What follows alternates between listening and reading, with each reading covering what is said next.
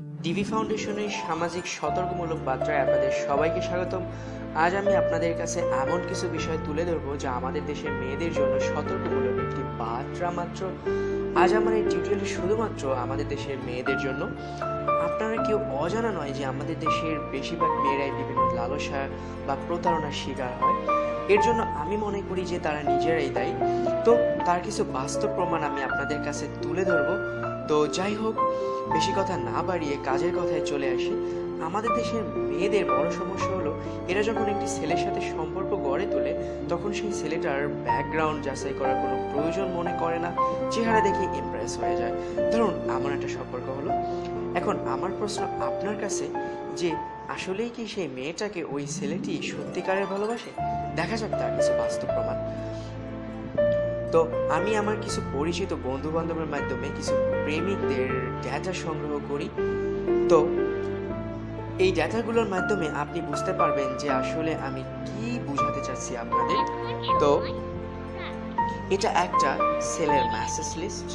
ছেলেটা দেখতে বেশ নাদুস নুদুস, আপনি দেখলেই বুঝতে পারবেন না যে এই ছেলেটার, একদম বলবেন যে এই ছেলেটার মতন ইনোসেন্ট ছেলে বোধহয় আর একটাও হয় না।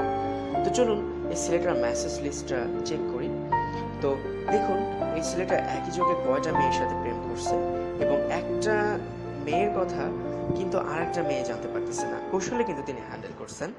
তো এই ডাটাগুলো কিন্তু আমি ওনার অফ দ্য মোবাইল, তার বিনা অনুমতিতে আমি সংগ্রহ করি, শুধুমাত্র আপনাদেরকে সতর্ক করার জন্য। তো চলুন দেখা যাক সেই মেসেজে কি লেখা আছে। আপনি একটু লক্ষ্য করে দেখতে পারবেন যে আসলে মেসেজগুলো কোন স্টাইলের, বা সে কিভাবে একাধিক প্রেম করছে, এবং একটা মেয়ের কাছে এমনভাবে সে অ্যাক্ট করতেছে যে তার মতন ভালো ছেলে বোধহয় বাংলাদেশে খুবই কম পাওয়া যায়। তো দেখুন গার্লফ্রেন্ডের নাম্বারগুলো কিভাবে তার মোবাইলে সেভ করা। তো এই মোবাইলের মেসেজগুলো কিন্তু পাসওয়ার্ড দেওয়া ছিল, আমি কোনো কারণবশত সেই পাসওয়ার্ডটা জানতে পারি এবং তার মেসেজ লিস্টে প্রবেশ করে ডেটাগুলো সংগ্রহ করি। তো দেখুন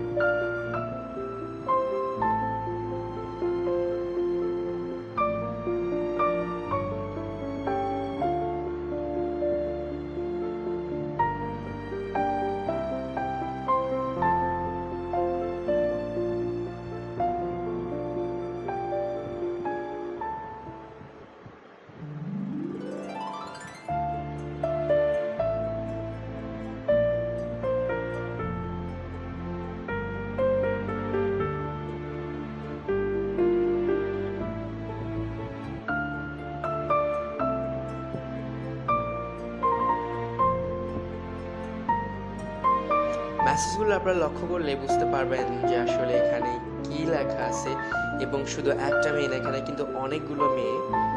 এবং আমি যতটুকু এই মেয়েগুলোর বিস্তারিত জানতে পারি, এরা কিন্তু খুব ভালো ফ্যামিলির মেয়ে বটে। অবশ্য ছেলেটার অ্যাক্টের মাধ্যমে তারা কিন্তু ছেলেটা যে এতটা সেটা বুঝতে পারছে না।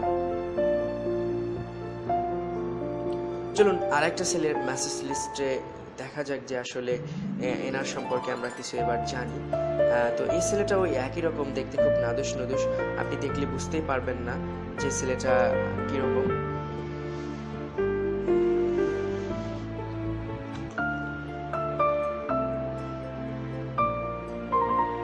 দয়া করে আপনারা মেসেজগুলো ভালো করে লক্ষ্য করুন।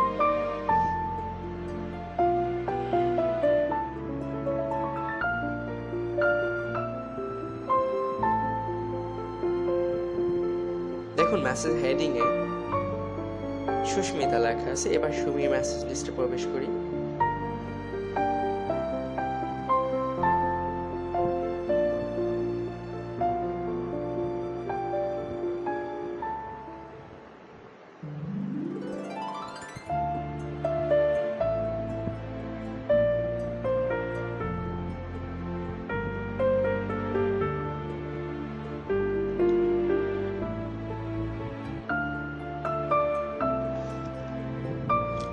আপনারা মেসেজগুলো লক্ষ্য করলেই বুঝতে পারবেন।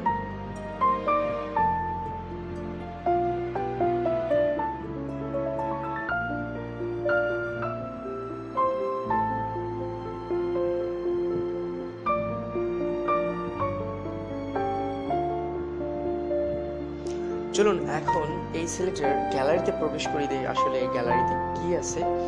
তো দেখুন আসলে এই ছেলেটার গ্যালারিতে কিন্তু একদমই আপনার সমস্ত ধরনের ওয়াজ মাহফিল, দেলোয়ার হোসেন সাঈদী এবং নামকরা ডক্টর জাকির নায়েক এবং বিভিন্ন ধরনের কিন্তু মেসেজ লিস্ট, বিভিন্ন ধরনের নামি দামি ব্যক্তির কিন্তু ওয়াজ মাহফিল ছাড়া কোনো ভিডিও আমি দেখতে পাইনি। অবশ্য এর পার্সোনাল মেমোরিতে প্রবেশ করে যে ছবিগুলো আমি দেখতে পাই বা যে ন্যাস্টিক ছবিগুলো আমি দেখতে পাই যেগুলো পাসওয়ার্ড প্রটেক্টেড ছিল, যেগুলো আসলে আমি আপনাদের সামনে পেশ করতে পারছি না। দেখুন আসলে ওয়াজ মাহফিল ছাড়া কিন্তু এখানে তার কোনো ধরনের অন্য কোনো ভিডিও গান নেই। অবশ্য যে কোনো মেয়ে বা যে কোনো মানুষ এনার মোবাইলটা গ্যালারিতে প্রবেশ করলে অবশ্য ভালো ছেলে বলবে, এতে কোনো সন্দেহ নেই, নিশ্চিত মনে করবে। তো আমি আজ আপনাদের যে বিষয়গুলো দেখাইলাম,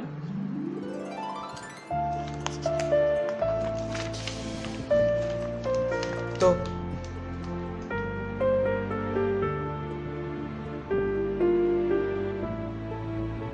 আমার পক্ষ থেকে আপনাদের সকলের জন্য উপদেশ এটাই যে আপনারা যদি কোনো ছেলের সাথে সম্পর্ক করার চেষ্টা করেন বা সম্পর্ক করতে চান, অবশ্যই ছেলের ব্যাকগ্রাউন্ড এবং গ্রাজুয়েট কিনা সেটা যাচাই করে নেবেন, না হলে পস্তাবেন।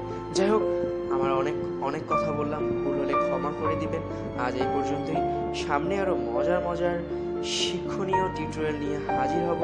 সে পর্যন্ত সবাই ভালো থাকুন, সুস্থ থাকুন। খোদা হাফেজ।